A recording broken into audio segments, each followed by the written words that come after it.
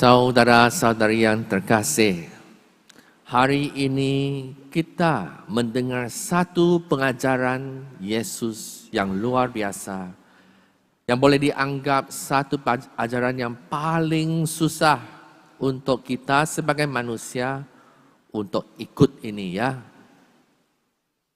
Yesus berkata, kasihilah musuhmu, berbuatlah baik kepada orang yang membenci, orang yang kejam, orang yang jahat. Jangan balas. Mampukah kita berbuat demikian? Saya fikir setiap kita mempunyai insting, naluri yang serupa. Kita ingin membalas jasa atau perbuatan orang. Kalau kamu baik dengan saya akan baik dengan kamu, kan? Kalau kamu senyum dengan saya pun membalas senyum. Tapi, kalau kamu jahat sama saya jahat sama kamu juga. Kita anggap ini adil, saksama, mengikut pikiran manusia kita. Oleh sebab itu, selalunya kebencian akan melahirkan kebencian. Atas nama keadilanlah. Apa yang patut, betul bah? Inilah perangkap kebencian, di mana kita akan membalas, di mana dosa yang satu itu akan menimbulkan dosa yang satu lagi. Itulah bahaya kebencian.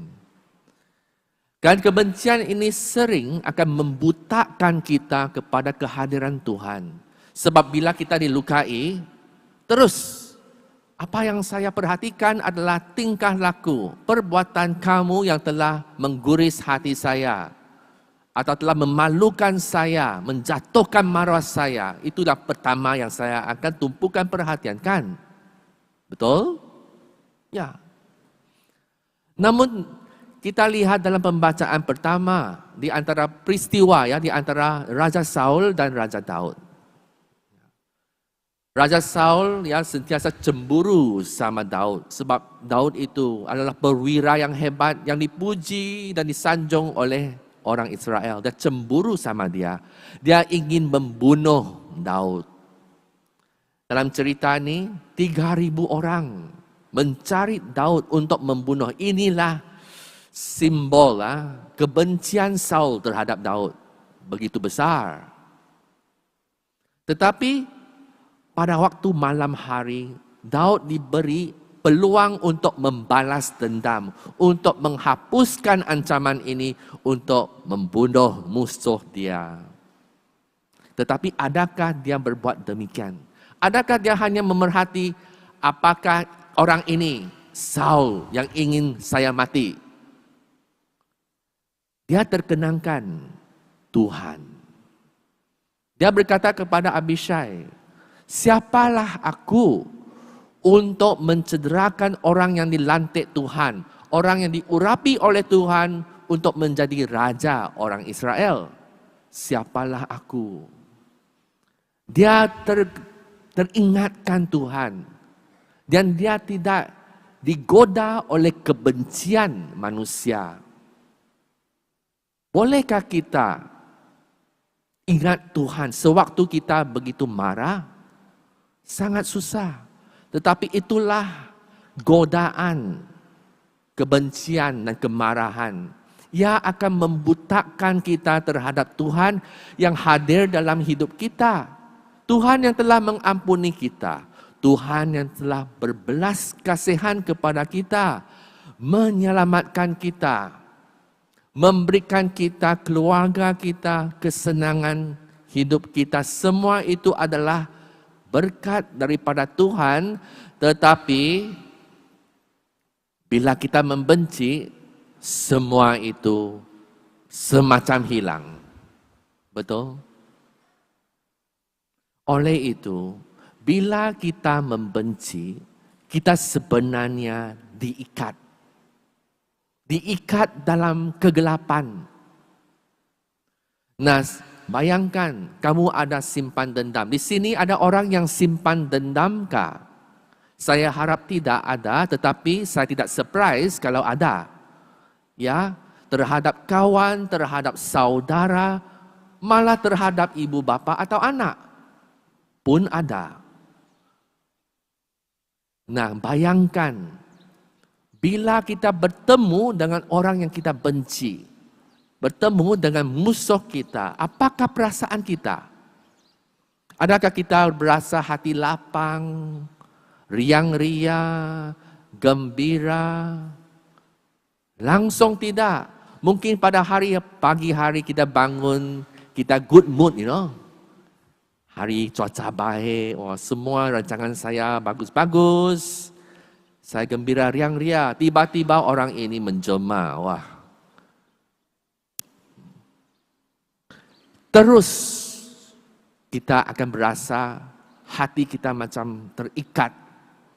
Mau bersapa dengan dia tak mau. Tengok muka dia tak mau.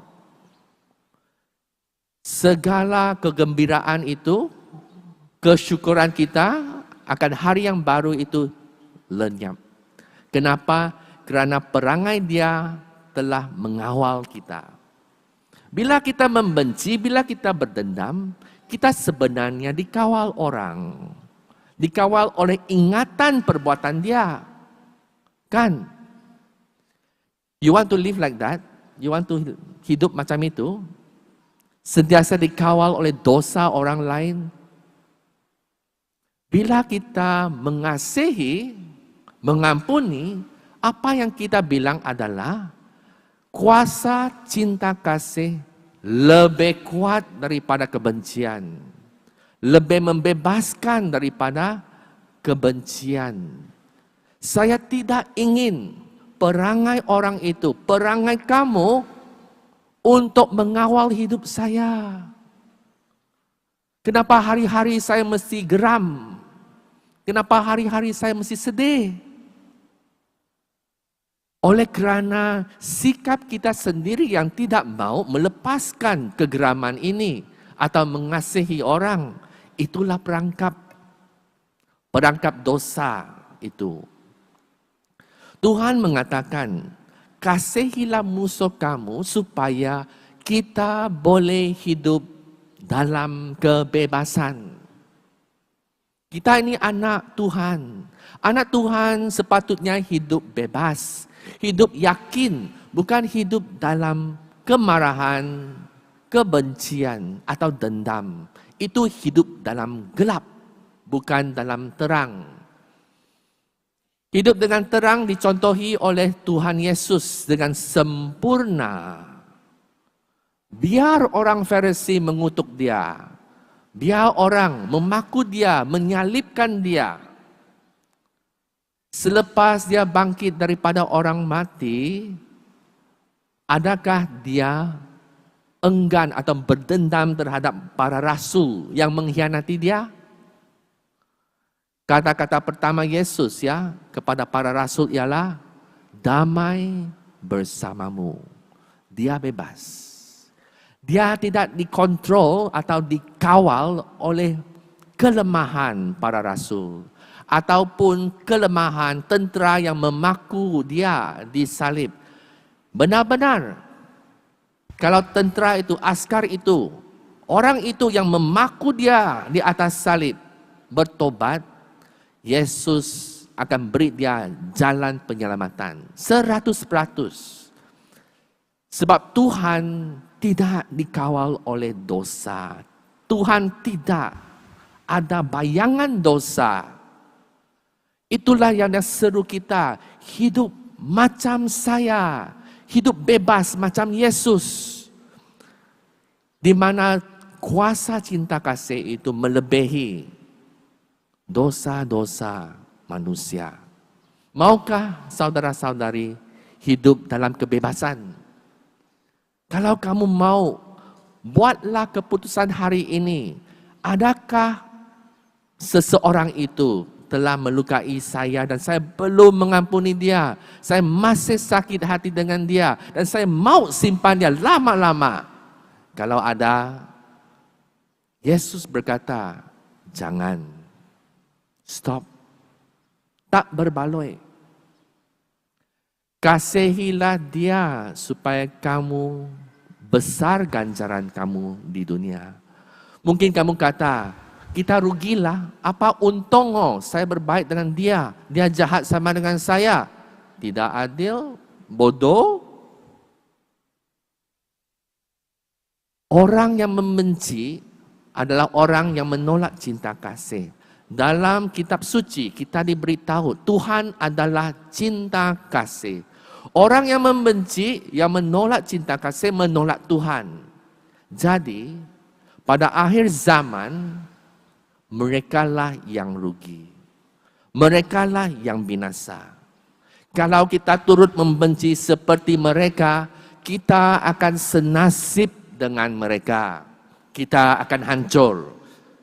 Kita akan terpisah dari Tuhan. Maukah kamu senasib dengan orang demikian yang membenci? Sudah tentu tidak mau. Pikir baik-baik. Apakah akhirnya akan terjadi kepada mereka? Dan kepada kita yang coba untuk mengasihi dengan sedaya upaya, Tuhan melihat hati kita, Tuhan boleh mengampuni kita, Tuhan boleh menolong kita. Itulah seruan Yesus pada pagi ini. Bebaskan diri, jangan lagi hidup dengan kanser ini, kebencian dan dendam. Last point. Sangat senang untuk Father kata ampuni, ampuni, ampuni. Tetapi kalau kita dilukai dengan sangat dalam, kita tidak terdaya, betul? Imagine kalau kita diperkosa oleh orang, you boleh mengampuni orang demikian saja macam ini? Saya fikir bukan senang. Dalam kes di mana hati kita tidak mampu mengampuni Tuhan, apakah jalan keluar? Bagaimanakah saya boleh membebaskan diri? Satu cara sahaja. Pengampunan sentiasa datang daripada Tuhan. Kerana Tuhan, hanya Tuhan yang berkuasa mengampuni dosa. Ingat itu. Ingat itu. Bila Tuhan menyuruh kita ampunilah dosa mereka yang berdosa kepada kita, sebenarnya pengampunan itu datang daripada Tuhan. Bila hati kita sudah kering, tiada apa-apa pun yang dapat kita lakukan untuk mengampuni orang ini, bayangkan pengampunan Tuhan seperti air terjun. Air terjun. Air terjun yang melimpah ke atas kita adalah pengampunan dan rahmat yang diberi secara percuma kepada kita yang minta sama pengampunan ini. Datang dengan banyak sekali. Bila ini berlaku, salurkan pengampunan yang datang daripada Tuhan kepada orang tersebut. Sebab kita tidak ada daya untuk mengampuni. Sumbernya mesti datang daripada Tuhan. Kita hanya membenarkan, kita berkata, kita berdoa, Tuhan, biarlah dia diampuni oleh-Mu. Dan saya ingin ini berlaku, supaya saya boleh melepaskan kebencian ini. Supaya saya boleh hidup dengan bebas. Supaya saya tidak lagi diikat dan dibelenggu oleh perasaan ini. Tuhan lepaskan dia. So you just imagine air yang mencurah turun kepada kamu, yang menyalur kepada dia. Air deras ini.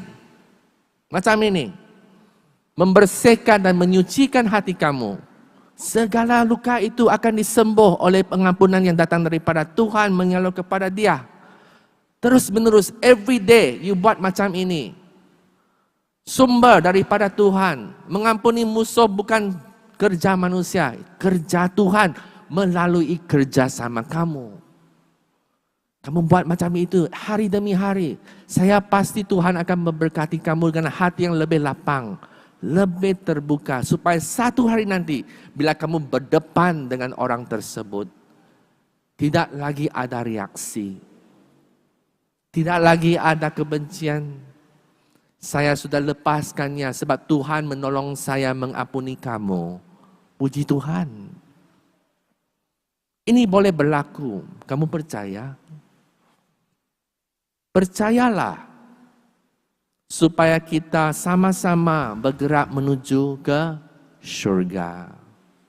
Semoga dalam misa kudus ini Tuhan memberikan kita semua penerangan. Satu terang cahaya di dalam hidup kita untuk mencintai semua orang, bahkan